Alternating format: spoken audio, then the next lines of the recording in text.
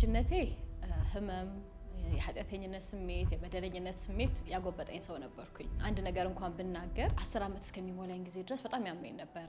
ዘመናዊ ህክምና ያልሄድንበት ሆስፒታል አልነበረም። ኢቭን ለባህል ህክምና ክፍለ ሀገር ስንሄድ ትዝ ይለኛል። ዘመድ እንኳን ሲጠራ በስሜ ሳይሆን ያቺ የሚያማት ልጅ እንዴት ነች ነበር የሚባለው። በጣም ትምህርት ቤት እቀር ነበር። እንደ ሌላ ልጆች መጫወት ያቅተኝ ነበር። መሮጥ አልችልም ነበር። ብዙ አልተጫወትኩኝም። ማረሳው አንድ ቀን በደንብ ትዝ የሚለኝ አንድ ቀን ከእናቴና ከእህቴ ጋር ሆነን መንገድ ላይ የሄድን የመዝሙር ድምጽ ሰማን ቤተክርስቲያንና እንግባ መዝሙሩ ደስ ይላል እንስማ ብለን ገባን። ከዛያን ቀን ፓስተሩ ከመዝሙሩ በኋላ እስቲ ተነሱና የሚያማችሁ ሰዎች ካላችሁ እንጸልይ አለ።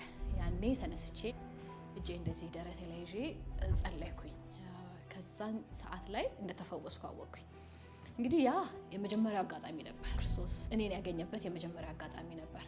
ከዛ በኋላ እለት እለት እየተረዳው መጣው ክርስቶስ አምላክ ሰው ሆኖ ስለኔ ኃጢአት ስለኔ በደል ስለኔ ህማም ሞቶ ሞትን ድል ነስቶ የሰጠኝን ህይወት የበለጠ እየተረዳው መጣውና እኔ በማመን ብቻ መዳን እንደሆነልኝ ያም ደግሞ በክርስቶስ ላይ በማመን ብቻ ደግሞ ለአሁንም ለሚመጣውም ህይወት ዋስትና እንዳገኘሁኝ ተረዳሁ። ዛሬም እናንተና እግዚአብሔር ብቻ በምታውቁት በልባችሁ ላይ እንደ ድንጋይ የከበደ ነገር ካለ ያንን ክርስቶስ ሊያንከባልለው እንደሚችል በዚህ ትንሣኤ ልነግራችሁ እፈልጋለሁ።